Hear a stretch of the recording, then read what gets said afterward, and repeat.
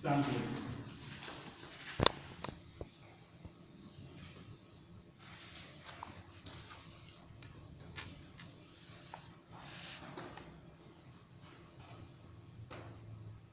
The first type of non-probability sampling is convenience sampling. Second,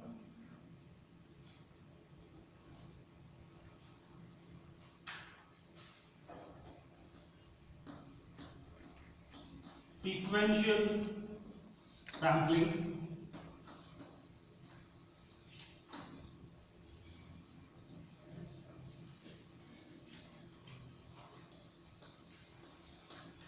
Third, slow sampling.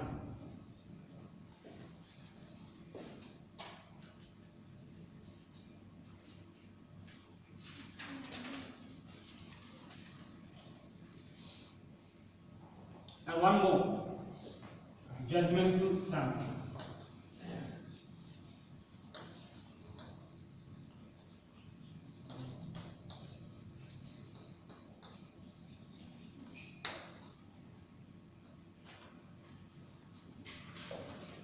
At the back, those who aren't able to see properly, you can come forward. At the back, मैं डरावना नहीं हूँ, you can come in front. जैसा TV ने कहा है, मतलब मैं उतना डरावना नहीं हूँ, तो you can come in front. Now, I'll start with the first one, that is convenience sampling. Clear? Now I'll take the session in English because it's been too long. I have gone for the mix of English and Hindi. Fine. Where I feel it's become necessary for understanding purpose, there only I will speak in Hindi. Otherwise, the entire session will be in English. Fine.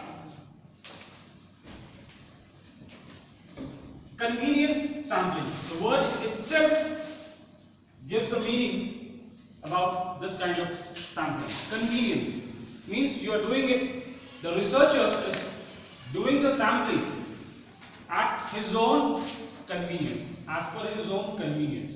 Whatever he has decided, whatever he has pre-decided, he is applying the logic as per his pre-decided notions.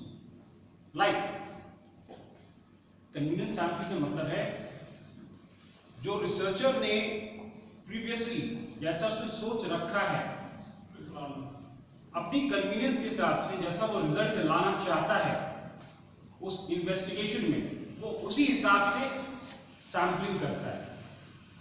ठीक है, यानी कि जो data choose करना, that is you are doing a sampling, तो अपने choice के हिसाब से, अपने कन्वीनियंस के हिसाब से वो पॉपुलेशन से सैंपल चूज कर रहा है, जैसा वो रिजल्ट चाहता है दिखाना.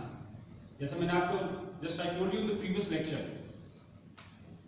अगर मुझे दिखाना है, टेस्ट हुआ है, दिखाना है कि टेस्ट में मार्क्स अच्छा आया है, तो मैं क्या करूंगा, इस पूरे क्लास में से उन्हीं लोगों का टेस्ट नंबर्स दिखलाऊंगा, चूज करूंगा उन्हीं लोगों का टेस्ट का मार्क्स का सैंपल जिनको मार्क्स अच्छे आए हैं, सो दैट दूसरों को ये लगे कि the result has been good. Right?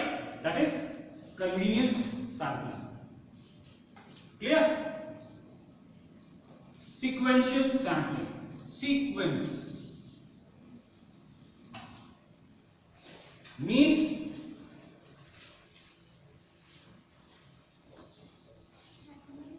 come in.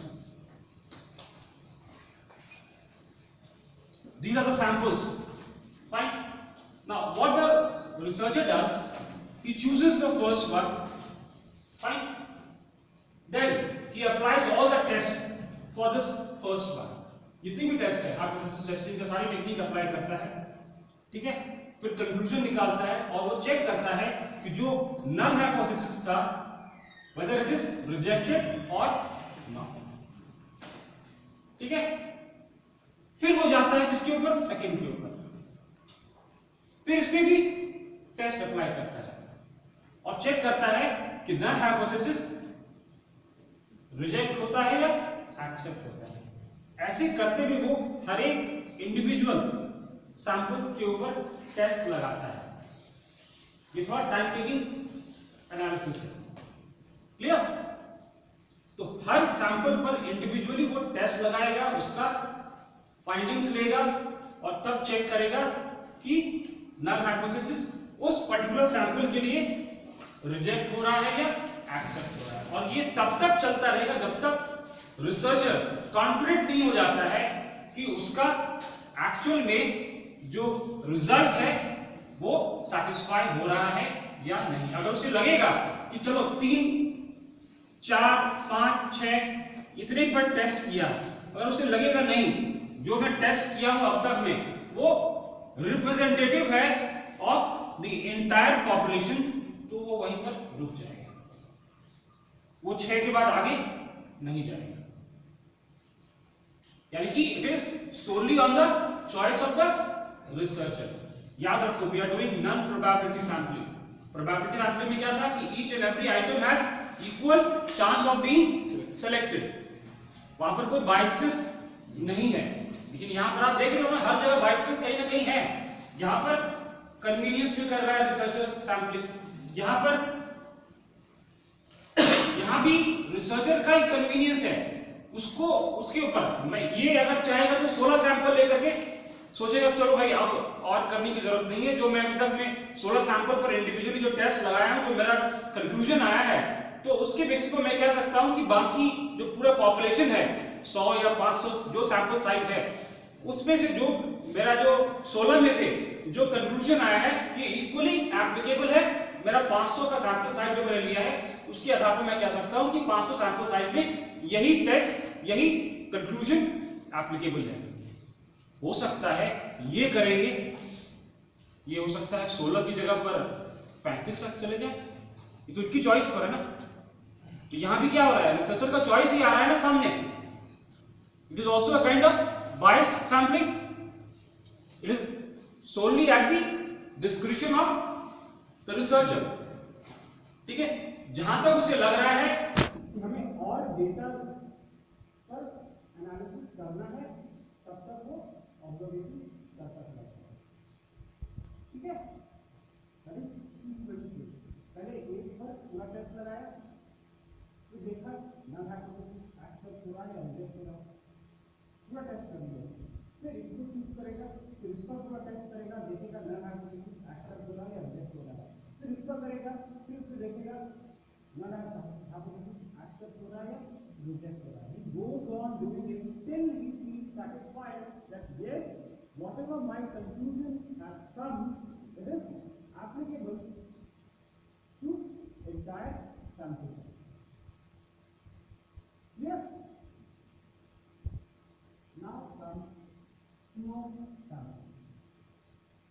Flow samples, you say in one word, it is a kind of reference sample. Chain होता है, देखो chain। A बोला B को, B बोला C को, B बोला D को, chain reference। मैं इस पर टेस्ट कराया, जैसे रेयर डिजीज,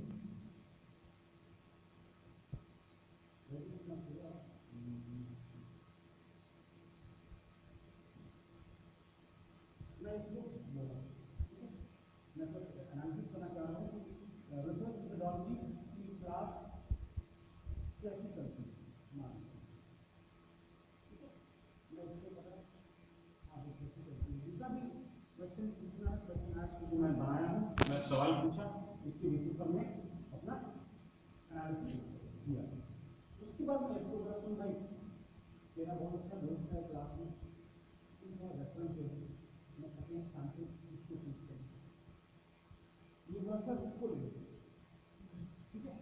अब मैं मेरा सेकंड सैंपल हो गया, फर्स्ट सैंपल ये था, बाकी और सैंपल के बारे में तो पता नहीं है, ये रेफरेंस किया मेरे को इसका नाम, तो मैं इनके बात कर रहा हूँ। अब मैं इनके जो भी सवाल है पूछ रहा हूँ और एनालिसिस कर रहा हूँ। रेफरेंस।